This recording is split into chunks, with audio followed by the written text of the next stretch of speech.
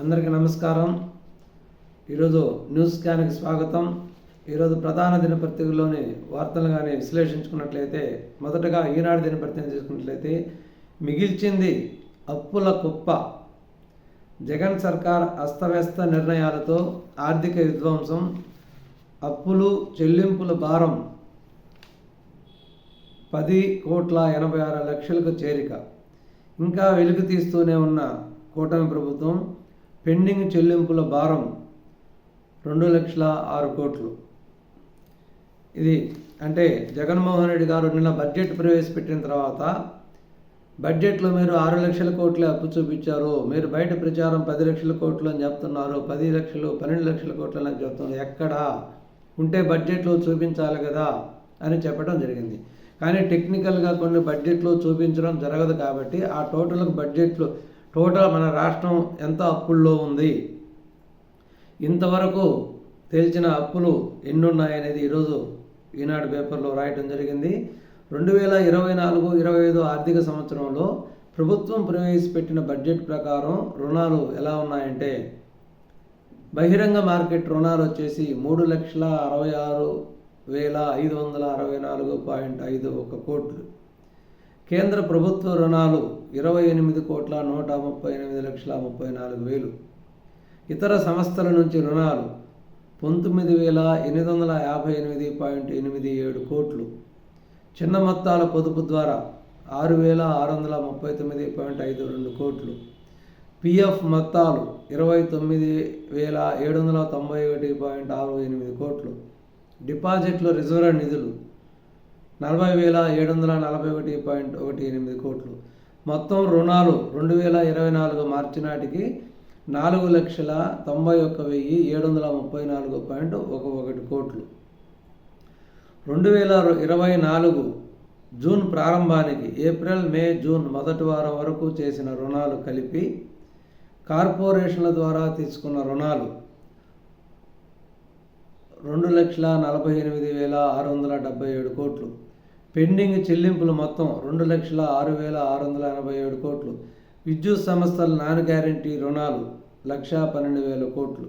మొత్తం వచ్చేసి 10,86,556 కోట్ల అప్పు ఉంది మన రాష్ట్రానికి. 2024 జూన్ మొదటి వారంలో జగన్ సర్కారు దిగిపోయే నాటికి ఉన్న మొత్తం భారం ఇది. అంటే అప్పులంటే ఓన్లీ బడ్జెట్ ప్రవేశం ఉండే కాదు, అప్పులు రకరకాలుగా ఉంటాయి. అంటే ఎంప్లాయీస్ ఇప్పుడు అన్ని రకాల ఆంధ్రప్రదేశ్ ప్రభుత్వ ఖజానాలో ఉన్నటువంటి అన్ని రకాల నిల్వలు పూర్తిగా తుడిచేశారు. దాంతోపాటుగా కార్పొరేషన్లో ప్రభుత్వ ఆస్తులు తనఖా పెట్టి కూడా విపరీతంగా అప్పులు చేశారు. పెండింగ్ బిల్లులు ఉన్నాయి, పెండింగ్ బిల్లులు కూడా అప్పులెక్కే కదా. కాంట్రాక్టర్లకు చెల్లించవలసిన పెండింగ్ బిల్లులన్నీ కూడా అప్పుల కిందే లెక్క. అవన్నీ టోటల్గా మొత్తం లెక్కేసుకున్నట్లయితే ఇప్పుడు 10,86,556 కోట్లు నికర బాకీ జగన్మోహన్ రెడ్డి దిగిపోయే నాటికి జూన్ మొదటి వారంలో. ఇది మన ఆంధ్రప్రదేశ్ రాష్ట్ర ఆర్థిక పరిస్థితి. ఇంకా అంటే ఇప్పుడు ప్రభుత్వం ఏర్పడి 5 నెలలే కంప్లీట్ అయింది కాబట్టి, ఇంకా ముందు ఇంకా ఎన్ని ఆర్థిక గందరగోళాలు బయటపడతాయో చూడాలి. మోదీకి నైజీరియా అత్యున్నత పురస్కారం ప్రదానం. ఆ దేశాధ్యక్షుడు టినుబుతో ప్రధాని ద్వైపాక్షిక చర్చలు, వ్యూహాత్మక భాగస్వామ్యానికి భారత్ ప్రాధాన్యమిస్తుందని వెల్లడి. ఉన్నత పాఠశాలల సమయం గంట పొడిగింపు, ఉదయం 9 నుంచి సాయంత్రం 5 వరకు. తొలుత మండలానికి 2 బడుల్లో అమలు. క్రీడాకారులకు పట్టం, పథకాలు సాధించిన వారికి కోట్లలో నజరానాలు. అమరావతిలో ప్రపంచ స్థాయి క్రీడా నగరం, సిద్ధమైన కొత్త క్రీడా విధానం. అన్నదాతకు తోడుగా 314 కోట్ల ధాన్యం కొనుగోలు, 288 కోట్ల జమ. 24 గంటల్లోనే జమ చేస్తున్న ప్రభుత్వం. ఎప్పుడు అమ్మాలో రైతులే నిర్ణయించుకునే వెసులుబాటు. ఇప్పుడు దాకా 314 కోట్ల ధాన్యం కొనుగోలు చేస్తే అందులో 288 కోట్లను జమ చేయడం జరిగింది.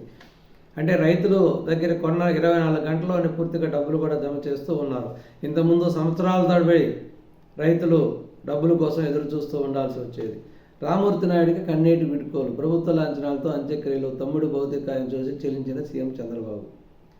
భారత ఫోర్త్ పెట్టుబడులు 2,400 కోట్లు. రాష్ట్రంలో 2 దశల్లో పెట్టనున్నటువంటి సంస్థ.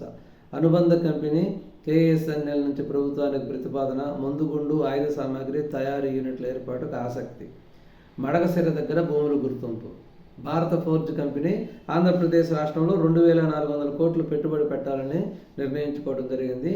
ఒక త్వరలో మడకశిరలో, అనంతపురం జిల్లా మడకశిర నియోజకవర్గంలో భూములు కేటాయింపు జరిగే అవకాశం ఉంది. త్వరలో ఇది కార్యాచరణకు వచ్చేటటువంటి అవకాశం ఉంది. గనుడు వెంకటరెడ్డికి 57 రోజుల్లో బయటికి. బెయిల్ ఇచ్చిన ఏసీబీ ప్రత్యేక కోర్టు న్యాయాధికారి హిమబిందు. విజయవాడలోని జిల్లా జైలు నుంచి విడుదల. వైకాపా ప్రభుత్వం పెద్దల దోపిడీకి సహకారం. ఇసుక విధానంలో 2566 కోట్ల కుంభకోణం కీలక పాత్రధారి ఆయనే. ఇటువంటి కుంభకోణంలో ఇటువంటి పాత్ర నిరూపించలేనటువంటి కేసులో చంద్రబాబు నాయుడు గారికి 53 రోజులు జైల్లో ఉండటం జరిగింది. 2566 కోట్ల కుంభకోణం చేసినటువంటి ఈ గనుడు 50 రోజుల్లోనే బయటకు రావడం జరిగింది. ఇప్పుడు ఒకే జడ్జి, ఏసీబీ జడ్జి. అప్పుడు కూడా హిమబిందు గారే, ఇప్పుడు కూడా హిమబిందు గారే. దీన్ని బట్టి అర్థమవుతుంది అప్పుడు ఏం జరిగిందో కూడా మనకు అర్థమవుతుంది. 2 విడతలుగా కస్టడీ విచారణకు సహకరించిన వైనం. 2 విడతలుగా కస్టడీ ఇచ్చినా కూడా ఎటువంటి విచారణకి సహకరించలేదని తెలుస్తుంది. హైపర్సోనిక్ జోరు. ధ్వని కన్నా 5 రెట్ల వేగంతో దూసుకెళ్లే క్షిపణి పరీక్ష విజయవంతం. చారిత్రాత్మక ఘటన రక్షణ మంత్రి రాజ్నాథ్. ఇది ఈనాడు దినపత్రిక ప్రధాన అంశాలు. ఇంకా సాక్షి దినపత్రిక చూసినట్లయితే మనం ముందే ఎక్స్పెక్ట్ చేయొచ్చు. దీంట్లో కంటిన్యూగా 10 రోజుల నుంచి ఇదే వార్తంగా, రెండోది లేదు. సోషల్ మీడియా యాక్టివిస్టులపై 3rd డిగ్రీ. దారుణంగా హింసించిన తర్వాతే అరెస్టు చూపిస్తున్న వైనం. ఎలా హింసించింది పైవారికి వీడియో కాల్లో చూపిస్తూ పైశాచిక ఆనందం. ఇది ప్రభుత్వ పెద్దల ఉన్మాదం, పోలీస్ అధికారుల అరాచకం. ఇందులో ముందున్న 3 జిల్లాల పోలీసు ఉన్నతాధికారులు. రాష్ట్ర కార్యాలయంలో ఓ కీలక అధికారి ప్రత్యేక పర్యవేక్షణ. పౌరుల భావ ప్రకటన స్వేచ్ఛను హరిస్తూ దారుణ నిర్బంధం. చంద్రబాబు ప్రభుత్వ దమన నీతిపై న్యాయ పోరాటానికి ప్రజలు సిద్ధం. బరి తెగించిన పోలీసు అధికారులపై ప్రైవేటు కేసులకు సమాయత్తం. అంటే ప్రభుత్వ దమన నీతిపై న్యాయ పోరాటం ప్రజల సిద్ధం, వైసీపీ సిద్ధం కాదు, ప్రజల సిద్ధం. అంటే నేను ఇంతకుముందు చాలాసార్లు చెప్పాను, వైసీపీ నాయకులు, వైసీపీ ప్రభుత్వం ఏమి చేసిందో అదంతా కూడా ఎదుటి ప్రభుత్వం కూడా చేస్తుందనే ఉద్దేశంతోనే ముందుగానే విమర్శలు చేస్తూ ఉన్నారు. వీడియో కాల్లో ప్రభుత్వ పెద్దలు చూస్తున్నారంటే ఎవరు చూస్తున్నారు? ఆ యొక్క ఉన్మాదము, ఆ శాడిజం అనేది వాళ్ళకుంది, మీకుంది. కాబట్టి ఆ రోజు అలా ప్రవర్తించారు. కాబట్టి ఇది రాసిందే రాస్తూ ఉన్నారు. Fake factory ITDP. సోషల్ మీడియాలో దుష్ప్రచారం కోసం పక్కాగా తయారు చేసిన టీడీపీ బూతులు, మార్పింగ్ ఫోటోలతో వేధించడంతో దిట్ట. ఇంటి పట్టా వచ్చిందని ఆనందం పంచుకొని గీతాంజలిని ట్రోల్ చేసి చంపేశారు. ఆంగ్లంలో అనర్గళంగా మాట్లాడిన బేడంపూడి బాలికను అవమానించారు. ఇది సాక్షి దినపత్రికలో వచ్చినటువంటి ప్రధానమైన వార్తలు. మనం చెప్పుకోదగిన, అంటే ఇంకా చూస్తామంటే ఒకటి కూడా నిజాలు ఉండవు. కాబట్టి మనం చెప్పి కూడా అనవసరంగా మనం కూడా వాటికి అబద్ధాలకు మద్దతు ఇచ్చిన అవుతుంది. చంద్రబాబు అరెస్ట్ వెనుక సిఐడి మహాకుట్ర. తాడేపల్లి డైరెక్షన్లో తప్పుడు స్కిల్ స్టోరీ. నాడు పివి రమేష్ వాంగ్మూలం తారుమారు. అంటే పివి రమేష్ వాంగ్మూలం అనేది అప్పుడు చంద్రబాబు నాయుడుకు వ్యతిరేకంగా ఇచ్చిందని ప్రచారం చేశారు. దాన్ని పివి రమేష్ గారు తెలుసుకొని వెంటనే అప్పుడు ఖండించబట్టి ప్రజలకు తెలిసింది. వాస్తవంగా అప్పుడు పివి రమేష్ స్టేట్మెంట్ మార్చి కోర్టులో వీళ్ళు సబ్మిట్ చేయడం జరిగింది. గుట్టు చప్పుడు కాకుండా గనుడు వెంకటరెడ్డి విడుదల. తీవ్ర అభియోగాలున్న కేసులో చడీ చప్పుడు లేకుండా బెయిల్. సమర్థ వాదన వినిపించడంలో ఏసీబీ విఫలం. బెయిల్ పిటిషన్పై అభ్యంతరం చెప్పని వైనం. దేశం విడిచి వెళ్లరాదని అధికారికి కోర్టు షరతు. ప్రతి శనివారం ఏసీబీ సిఐయు అధికారుల ముందు హాజరు కావాలని ఆదేశం. బెయిల్ ఎప్పుడు వచ్చిందో ఎవరికి తెలియదు. ఇప్పుడు 24 గంటల్లోనే బెయిల్ రావడం, విడుదల కొట్టడం మొత్తం జరిగిపోయింది. ఇది ఎక్కడో ఏదో గూడు పుటాన్ని జరిగినట్టు గుసగుసలాడుతున్నారు. అధికార లాంఛనాలతో నారా రామమూర్తి అంత్యక్రియలు. తమ్ముడి పాడెమోసిన చంద్రబాబు కన్నీటి పర్వంతమైన ముఖ్యమంత్రి. నారావారిపల్లిలో తల్లిదండ్రుల సమాధానం పక్కనే చితి ఏర్పాటు. నిప్పంటించిన రోహిత్ గిరీష్. మహారాష్ట్ర గవర్నర్ సహా పలువురు రాజకీయ సినీ ప్రముఖులు హాజరు. రారా శ్రీమంతుడా. గ్రామాలు, వార్డుల దత్తత కార్యక్రమాన్ని పునరుద్ధరించే విషయంలో కూటమి ప్రభుత్వం. ప్రముఖులు, ఎన్ఆర్ఐలకు సాదర ఆహ్వానం. చంద్రబాబు పవన్ పిలుపుతో గ్రామసీమల అభివృద్ధికి ముందుకొచ్చే అవకాశం. గత వైసీపీ ప్రభుత్వ నిర్వాహకంతో మొహం చాటేసిన దత్తత శ్రీమంతులు.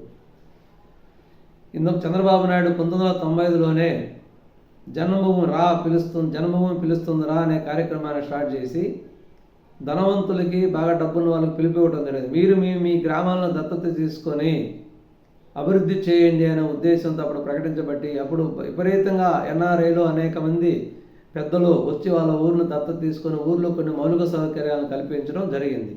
ఇంతకుముందున్న ప్రభుత్వం అటువంటి వాటికి మద్దతు తెలపల, ఎందుకంటే వాళ్ళు చేరు ఎవరిని చేయనివ్వరు. కాబట్టి ఎవరు కూడా అటువంటి కార్యక్రమానికి ముందుకు రాలేదు. ఇంతకుముందు చంద్రబాబు నాయుడు గారు పెట్టిన కార్యక్రమాన్ని మళ్ళీ తిరిగి ప్రకటించడం జరిగింది. మళ్ళీ కూడా ఈ ధనవంతులు బయట ఉండే ఎన్ఆర్ఐలు వాళ్ళ యొక్క స్వగృహాలని, వాళ్ళ యొక్క సొంత ఊర్లని, వాళ్ళ యొక్క జన్మభూముల్ని లేదా అనేక వాళ్ళకి నచ్చినటువంటి వాళ్ళ బంధువుల యొక్క ఊళ్ళను దత్తత తీసుకొని ఆ గ్రామాలలో మౌలిక సౌకర్యాలు కల్పించడం కోసం వాళ్ళు చేతనంత సహాయం చేస్తారు. ఇటువంటి కార్యక్రమం ఎంతో మంచిది. ఇది ఈరోజు ఉన్నటువంటి ప్రధాన దినపత్రికలో ఉన్నటువంటి ముఖ్యమైన అంశాలు. మరి ముఖ్యమైన అంశాలు మళ్ళీ కలుద్దాం. నమస్కారం, ధన్యవాదాలు.